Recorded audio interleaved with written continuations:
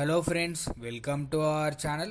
Government of India కింద పనిచేస్తున్నటువంటి life insurance corporation of India LIC నుంచి అఫీషియల్గా అసిస్టెంట్ అడ్మినిస్ట్రేటివ్ ఆఫీస్ ఉద్యోగాలకి నోటిఫికేషన్ రిలీజ్ అయింది. సో చాలామంది ఈ నోటిఫికేషన్ గురించి వెయిట్ చేస్తున్నారు. ఈ జాబ్కి సెలెక్ట్ అయినట్లయితే 1,26,000కి పైగానే శాలరీ వస్తుంది. ఎటువంటి ఎక్స్పీరియన్స్ అవసరం లేదు. మేల్ అండ్ ఫీమేల్ క్యాండిడేట్స్ అందరూ కూడా అప్లై చేసుకోవచ్చు. భారీ సంఖ్యలో వేకెన్సీస్ ఉన్నాయి. మన సొంత రాష్ట్రంలోనే పర్మనెంట్ జాబ్ అనేది ఇవ్వడం జరుగుతుంది. ఈ వీడియోలో మీకు ఈ జాబ్కి సంబంధించి ఫుల్ డీటెయిల్స్ని అండ్ అలాగే ఎలా అప్లై చేయాలి, సెలక్షన్ ప్రాసెస్ ఎలా ఉంటుంది, అన్ని డీటెయిల్స్ని ఎక్స్ప్లెయిన్ చేస్తాను. సో వీడియోని ప్రతి ఒక్కరు కూడా లైక్ చేసి ఒక చిన్న సపోర్ట్ అయితే ఇవ్వండి. మీ ఫ్రెండ్స్కి కూడా ఈ వీడియోని షేర్ చేయండి, వాళ్ళకి కూడా హెల్ప్ అవుతుంది. కొత్తగా చూస్తున్న వాళ్ళు ఛానల్ని సబ్స్క్రైబ్ చేసుకొని చూడండి. డీటెయిల్స్లోకి వెళ్లే ముందు చిన్న అప్డేట్. గవర్నమెంట్ ఆఫ్ ఇండియా కింద పనిచేస్తున్నటువంటి హైకోర్టు నుంచి అఫీషియల్గా పర్మనెంట్ ప్రభుత్వ ఉద్యోగాలకు సంబంధించి నోటిఫికేషన్ అనేది రిలీజ్ చేశారు. ఈ రిక్రూట్మెంట్ నోటిఫికేషన్ ద్వారా కోర్టు అటెండర్ జాబ్స్ అయితే రిక్రూట్మెంట్ చేస్తున్నారు. వీడియో చూడని వాళ్ళకి పైన కార్డ్స్లో లింక్ ఇస్తున్నాను, చూసి అప్లై చేసుకోండి. నోటిఫికేషన్ డీటెయిల్స్లోకి వెళ్ళినట్లయితే గవర్నమెంట్ ఆఫ్ ఇండియా కింద పనిచేస్తున్నటువంటి లైఫ్ ఇన్సూరెన్స్ కార్పొరేషన్ ఎల్ఐసి నుంచి అఫీషియల్గా అసిస్టెంట్ అడ్మినిస్ట్రేటివ్ ఆఫీసర్ ఉద్యోగాలకి నోటిఫికేషన్ అనేది రిలీజ్ చేయడం జరిగింది. ఇండియన్ సిటిజన్స్ అందరూ కూడా అప్లికేషన్ అయితే పెట్టుకోవచ్చు. ఆన్లైన్ ద్వారా మీరైతే అప్లికేషన్ అయితే పెట్టుకోవాల్సి ఉంటుంది. అలాగే ఇక్కడ అన్ని కేటగిరీ వాళ్ళకి అవకాశం కల్పించే విధంగా వీళ్ళైతే అవకాశం అయితే కల్పిస్తున్నారు. మీరు ఏ కేటగిరీకి సంబంధించిన వాళ్ళైనా కూడా, మీరు ఏ క్యాస్ట్ కి సంబంధించిన వాళ్ళైనా కూడా అప్లికేషన్స్ పెట్టుకోవచ్చు. అన్ని కూడా పర్మనెంట్ ప్రభుత్వ ఉద్యోగాలు. ఆల్ ఓవర్ ఇండియా వైజ్ గా వేకెన్సీస్ అనేది భర్తీ చేశారు కాబట్టి మీ సొంత జిల్లాలో జాబ్ చేసుకునే అవకాశం అయితే ఉంటుంది. అలాగే జాబ్ కి అప్లై చేయడానికి ఎలాంటి ఎక్స్పీరియన్స్ కూడా అవసరం లేదు. అలాగే నోటిఫికేషన్ సంబంధించి మనం ఇంపార్టెంట్ డేట్ చూసుకున్నట్లయితే మనకు నిన్ననే స్టార్ట్ అయిపోయింది. అలాగే లాస్ట్ డేట్ చూసుకున్నట్లయితే సెప్టెంబర్ 8 వరకు ఉంది. అలాగే ప్రిలిమినరీ ఎగ్జామినేషన్ సంబంధించి మనం చూసుకున్నట్లయితే అక్టోబర్ 3 రోజు మీకైతే ఎగ్జామ్ కండక్ట్ చేస్తామనైతే ఇవ్వడం జరిగింది. అలాగే మెయిన్ ఎగ్జామ్ సంబంధించి మనం చూసుకున్నట్లయితే నవంబర్ 8 రోజు మీకు కండక్ట్ చేస్తామనైతే వాళ్ళు క్లియర్గా ఇవ్వడం జరిగింది. హాల్ టికెట్ సంబంధించి మనం చూసుకున్నట్లయితే ఎగ్జామినేషన్కి బిఫోర్ 7 days ముందు మీకు హాల్ టికెట్ అనేది జనరేట్ చేస్తామని అయితే వాళ్ళు క్లియర్గా ఇవ్వడం జరిగింది. అదేవిధంగా ఈ జాబ్కి సంబంధించి మీకు ఎటువంటి ఇంటర్వ్యూ లేకుండా మీకైతే రిటర్న్ టెస్ట్ ఆధారంగా మిమ్మల్ని సెలెక్ట్ చేయడం జరుగుతుందని అయితే ఇక్కడ వాళ్ళు క్లియర్గా నోటిఫికేషన్లో ఇవ్వడం జరిగింది. అసిస్టెంట్ అడ్మినిస్ట్రేటివ్ ఆఫీస్ సంబంధించి పోస్టుకి ఎవరైతే సెలెక్ట్ అవుతారో వాళ్ళకి బేసిక్ పేనే 88,000 వరకు ఉంటుంది. అలాగే అన్ని రకాల అలవెన్సెస్ అయితే వీళ్ళైతే ప్రొవైడ్ చేస్తున్నారు. మొత్తం టోటల్గా అన్ని అలవెన్సెస్ కలుపుకొని మీకు 1,26,000 వరకు మీకు శాలరీ అయితే ఉంటుందని అయితే ఇక్కడ వాళ్ళు క్లియర్గా ఇవ్వడం జరిగింది. ఇక్కడ హౌస్ రెంట్ అలవెన్సెస్, అలాగే మెడికల్ సంబంధించినటువంటి అలవెన్సెస్, అలాగే వెహికల్ లోన్ సంబంధించినటువంటి అలవెన్సెస్, అలాగే సిటీ కంపెన్సేటరీ సంబంధించినటువంటి అలవెన్సెస్, ఇలా చాలా రకాల అలవెన్సెస్ అయితే వీళ్ళైతే ప్రొవైడ్ చేయడం జరుగుతుంది. అలాగే యాక్సిడెంట్స్ ఇన్సూరెన్స్, అలాగే మెడిక్లెయిమ్ సంబంధించినటువంటి చాలా రకాల అలవెన్సెస్ అయితే వీళ్ళైతే ప్రొవైడ్ చేయడం జరుగుతుంది మీ జాబ్కి మీరు సెలెక్ట్ అయినట్లయితే. అలాగే నోటిఫికేషన్ ద్వారా భర్తీ చేసినటువంటి అసిస్టెంట్ అడ్మినిస్ట్రేటివ్ ఆఫీసర్ కు సంబంధించి సెలక్షన్ ప్రాసెస్ మనం చూసుకున్నట్లయితే ఫేజ్ 1 కి సంబంధించి ప్రిలిమినరీ ఎగ్జామ్ అయితే కండక్ట్ చేయడం జరుగుతుంది. ఇక్కడ ప్రిలిమినరీ ఎగ్జామ్ సంబంధించి ఎటువంటి నెగిటివ్ మార్కింగ్ లేదు అని అయితే ఇక్కడ క్లియర్ గా ఇవ్వడం జరిగింది. There will be a no negative mark అని అయితే వాళ్ళు ఇక్కడ క్లియర్ గా ఇవ్వడం జరిగింది. ఇక్కడ సబ్జెక్టుల వారీగా మనం చూసుకున్నట్లయితే రీజనింగ్ ఎబిలిటీలో 35 క్వశ్చన్స్, 35 మార్క్స్, ఇంగ్లీష్లో, హిందీలో మీకైతే కండక్ట్ చేయడం జరుగుతుంది. క్వాంటిటేటివ్ ఆప్టిట్యూడ్ సంబంధించి 35 క్వశ్చన్స్, 35 మార్క్స్కి అయితే కండక్ట్ చేయడం జరుగుతుంది. అలాగే ఇంగ్లీష్ లాంగ్వేజ్ సంబంధించి 30 క్వశ్చన్స్, 30 మార్క్స్కి అయితే కండక్ట్ చేయడం జరుగుతుంది. టోటల్గా 100 క్వశ్చన్స్, 70 మార్క్స్కి అయితే మీరైతే ఎగ్జామ్ అయితే కండక్ట్ చేయడం జరుగుతుంది. ఎగ్జామినేషన్ లాంగ్వేజ్ మనం చూసుకున్నట్లయితే ఇంగ్లీష్లో అలాగే హిందీలో కూడా రాయొచ్చు. ఎస్సీ, ఎస్టీ, పీడబ్ల్యూడీ సంబంధించి కేటగిరీ వాళ్ళకి చూసుకున్నట్లయితే మినిమం క్వాలిఫికేషన్ మార్క్స్ అయితే రావాల్సి ఉంటుందని అయితే ఇక్కడ వాళ్ళు క్లియర్గా ఆ సెక్షన్ వారీగా వాళ్ళని అయితే ఇవ్వడం జరిగింది. అదర్ కేటగిరీ వాళ్ళకు కూడా ఇక్కడ సెక్షన్ వారీగా మినిమం క్వాలిఫికేషన్ మార్క్స్ అయితే రావాల్సి ఉంటుందని ఇక్కడ క్లియర్గా వాళ్ళైతే ఇవ్వడం జరిగింది. ఎగ్జామినేషన్ డ్యూరేషన్ సంబంధించి చూసుకున్నట్లయితే 1 అవర్లో మీరు ప్రిలిమినరీ ఎగ్జామ్ అయితే కంప్లీట్ చేయాల్సి ఉంటుంది. ఎవరైతే ప్రిలిమినరీ ఎగ్జామ్ క్వాలిఫై అవుతారో ఫేజ్ 2 సంబంధించి మెయిన్ ఎగ్జామ్ అయితే కండక్ట్ చేయడం జరుగుతుంది. మెయిన్ ఎగ్జామ్ సంబంధించి ఆబ్జెక్టివ్ విధానంలో 300 మార్క్స్కి కండక్ట్ చేస్తారు.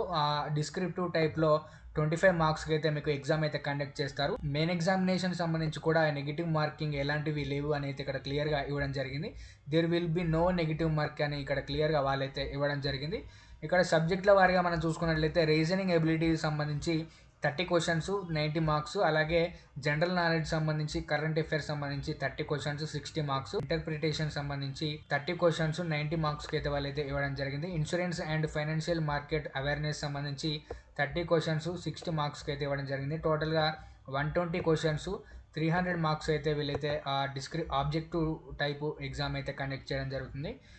దీనికి సంబంధించి కూడా హిందీలో రాయొచ్చు, అలాగే ఇంగ్లీష్లో కూడా మీరైతే ఎగ్జామ్ అయితే రాయొచ్చు. ఇక్కడ క్వాలిఫికేషన్ మార్క్స్ కూడా కేటగిరీస్ వైజ్గా వాళ్ళైతే ఇవ్వడం జరిగింది. అదర్ కేటగిరీ వాళ్ళకు కూడా ఇక్కడ వాళ్ళు క్లియర్గా ఇవ్వడం జరిగింది. టోటల్గా 2 అవర్స్లో మీరైతే ఆబ్జెక్టివ్ విధానం ఎగ్జామ్ అయితే రాయాల్సి ఉంటుంది. అలాగే డిస్క్రిప్టివ్ టైప్ సంబంధించినటువంటి ఎగ్జామ్ అయితే ఇక్కడ క్లియర్గా వాళ్ళైతే ఇవ్వడం జరిగింది.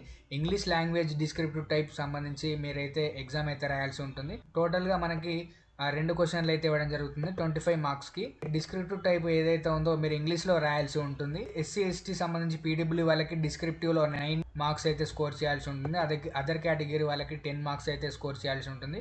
30 మినిట్స్లో మీరైతే డిస్క్రిప్టివ్ ఎగ్జామ్ అయితే కంప్లీట్ చేయాల్సి ఉంటుంది. ఎవరైతే మెయిన్ ఎగ్జామ్ కంప్లీట్ అవుతుందో వాళ్ళకైతే ఇంటర్వ్యూ అయితే కండక్ట్ చేస్తామని అయితే వాళ్ళైతే ఇక్కడ క్లియర్గా ఇవ్వడం జరిగింది. ఎవరైతే మెయిన్ ఎగ్జామ్ క్వాలిఫై అవుతారో ఫేజ్ 3 సంబంధించి ఇంటర్వ్యూ అయితే కండక్ట్ చేయడం జరుగుతుంది.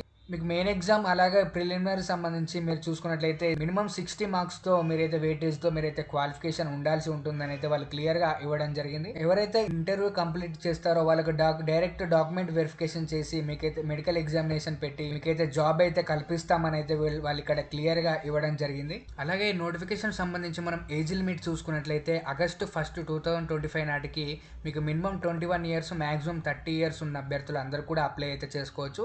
జనరల్ కేటగిరీ వాళ్ళకి చూసుకున్నట్లయితే 30 ఇయర్స్ ఉన్న అభ్యర్థులు అందరూ కూడా అప్లికేషన్ అయితే పెట్టుకోవచ్చు. ఎస్సీ ఎస్టీ సంబంధించిన అభ్యర్థులు చూసుకున్నట్లయితే 35 ఇయర్స్ ఉన్న అభ్యర్థులు అందరూ కూడా అప్లై అయితే చేసుకోవచ్చు.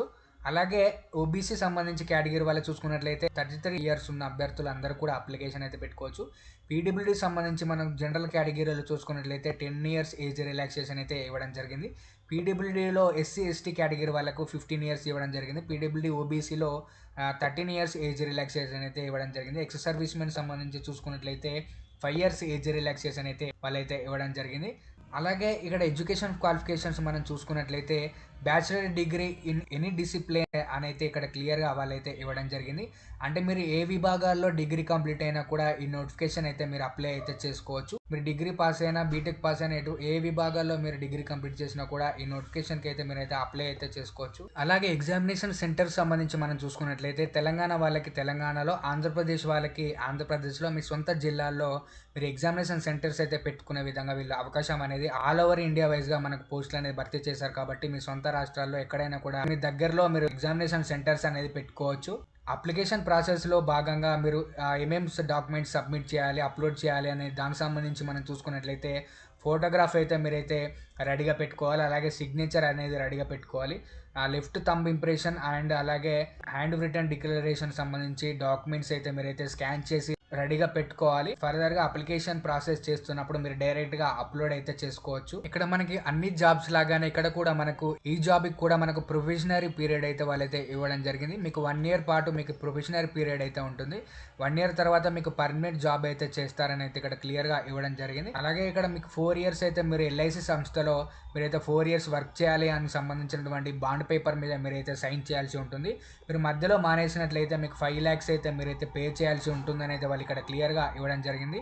అలాగే ఈ రిక్రూట్మెంట్ సంబంధించి అప్లికేషన్ ప్రాసెస్ మనం చూసుకున్నట్లయితే ఆన్లైన్లో మీరైతే అప్లై చేయాలి. అప్లికేషన్ ఫీ కూడా మీరు ఆన్లైన్లో చేయాల్సి ఉంటుందని అయితే ఇక్కడ క్లియర్గా ఇవ్వడం జరిగింది. ఇక్కడ అప్లికేషన్ ఫీ సంబంధించి మనం చూసుకున్నట్లయితే ఎస్సీ ఎస్టీ పీడబ్ల్యూడీ సంబంధించి కేటగిరీ వాళ్ళు 85 రూపీస్ అయితే మీరైతే పే చేయాల్సి ఉంటుందని అయితే ఇక్కడ వాళ్ళు క్లియర్గా ఇవ్వడం జరిగింది. అలాగే మిగతా కేటగిరీ వాళ్ళందరూ కూడా 700 రూపీస్ అయితే మీరు అప్లికేషన్ ఫీ అయితే పే చేయాల్సి ఉంటుందని అయితే వాళ్ళు ఇక్కడ క్లియర్గా ఇవ్వడం జరిగింది. అలాగే జాబ్కి సంబంధించి మన అప్లికేషన్ ఎలా చేయాలంటే మీకు అఫీషియల్ వెబ్సైట్ అయితే ఇలా ఓపెన్ అవుతుంది. డిస్క్రిప్షన్లో లింక్ అయితే ప్రొవైడ్ చేస్తాను. మీరు ఓపెన్ చేసిన వెంటనే మీకు అయితే ఇలా అయితే ఓపెన్ అవుతుంది. ఇక్కడ click here for new registration ఉంది, దీనిపైన అయితే క్లిక్ చేయండి. ఇక్కడ ఇలా ఓపెన్ అవుతుంది. మీ బేసిక్ ఇన్ఫర్మేషన్ అన్నీ కూడా డీటెయిల్స్ అన్నీ కూడా మీరైతే ఎంటర్ చేయాల్సి ఉంటుంది. ఇక్కడ మీ ఫోటో అయితే అప్లోడ్ చేయాల్సి, సిగ్నేచర్ కూడా అప్లోడ్ చేయాల్సి ఉంటుంది. డీటెయిల్స్ అన్నీ ఎంటర్ చేయాల్సి ఉంటుంది.